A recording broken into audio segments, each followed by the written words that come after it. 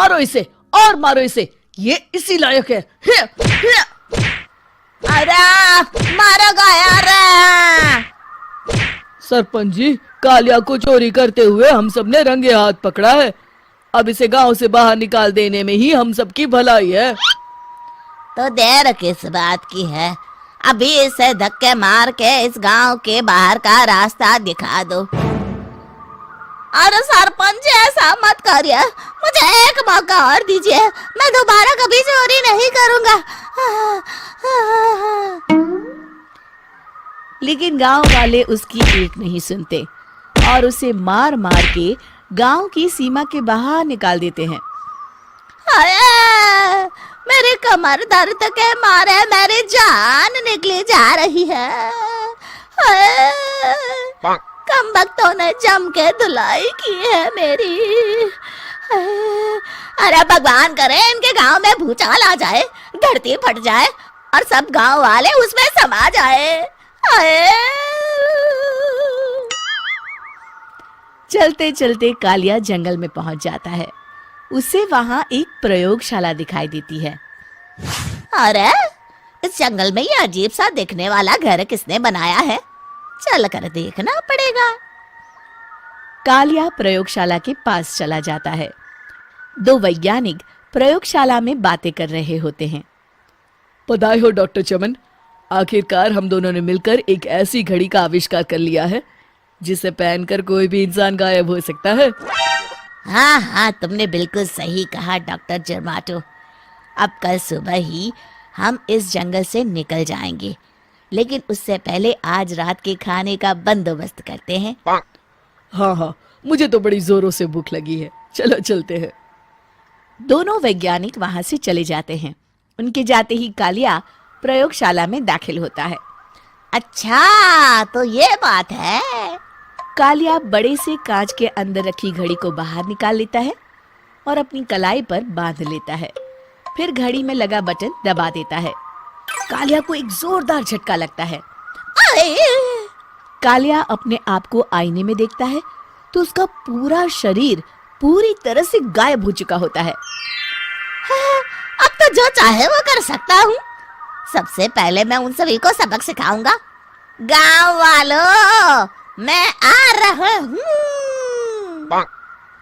कालिया गांव की ओर चल पड़ता है। थोड़ी देर के बाद दोनों वैज्ञानिक वहां आते हैं। अरे ये क्या, लगता है कोई हमारी घड़ी चुरा कर ले गया है। ये देखो पैरों के निशान। अब क्या होगा, अगर वो घड़ी किसी गलत हाथों में पड़ गई तो अनर्थ हो जाएगा। तुम चिंता मत करो, हमारी घड़ी में जो बैटरी लगी है ना, वो सिर्फ 24 घंटे चलेगी। उसके बाद वो घड़ी काम करना बंद कर देगी। उधर दूसरी तरफ गांव में सरपंच अपने घर में सो रहा होता है। तभी एक आहट से उसकी नींद खुल जाती है। अरे कौन है वहाँ? बड़े मजे से सो रहा है, आज मैं तुझे नहीं छोड़ूंगा। कालिया पास में पड़ा डंडा उठाकर सरपंच की पिटाई शुरू कर देता है। ये ले, ये ले, इसी लायक है, ले।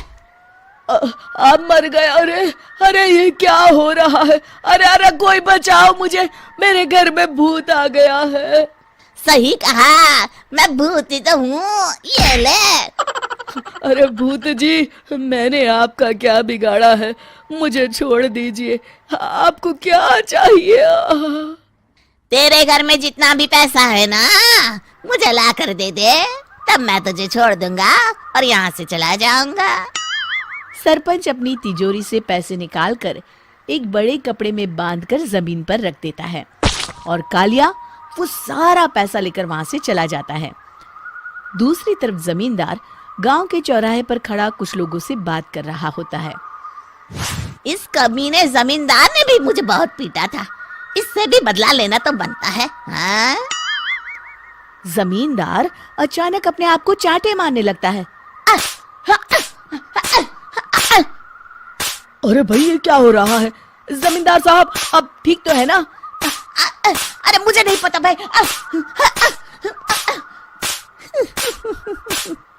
अरे मर गए रे, ये तो पक्का किसी भूत प्रेत का काम है।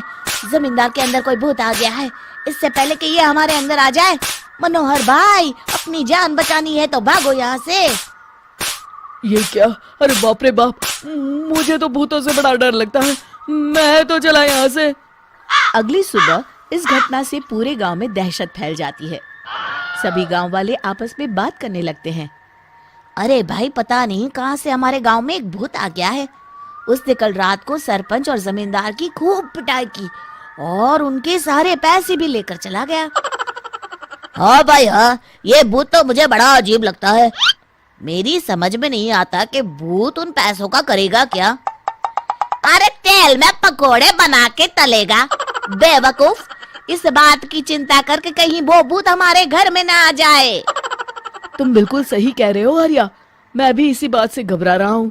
अच्छा, अब मैं अपने घर जा रहा हूँ। तुम सब भी अपने अपने घर चले जाओ, उस भूत का कोई भरोसा नहीं है। हाँ। तीनों वहां से चले जाते हैं।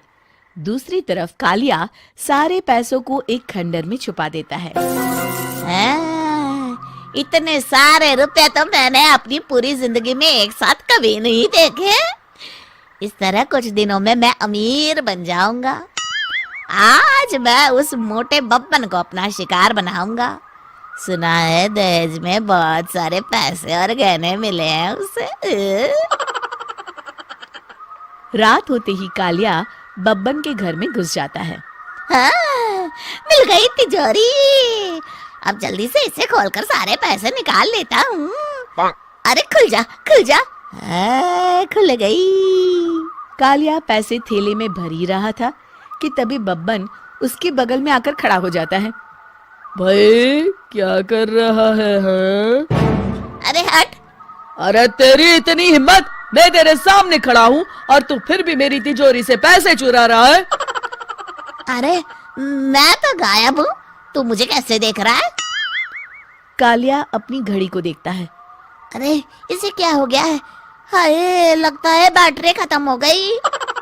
अच्छा, तो आज मैं तेरी बैटरी अच्छे से चार्ज कर देता हूँ। अरे भाग्यवान, जरा मेरा डंडा तो लाना। ये मोटा मुझे नहीं छोड़ेगा। अरे भागो। कालिया भागकर घर के बाहर जाता है। बाहर सभी गांव वाले हाथ में डंडा लिए खड़े होते हैं। अच्छा, तो तू वो भूत है? मुझे माफ कर दीजिए सरपंच जी, मैं आपके और जमींदार जी के सारे पैसे लौटा दूंगा और आज ही हमेशा के लिए ये गांव छोड़कर चला जाऊंगा। शिक्षा, बुराई ज्यादा दिन की मेहमान नहीं होती। एक दिन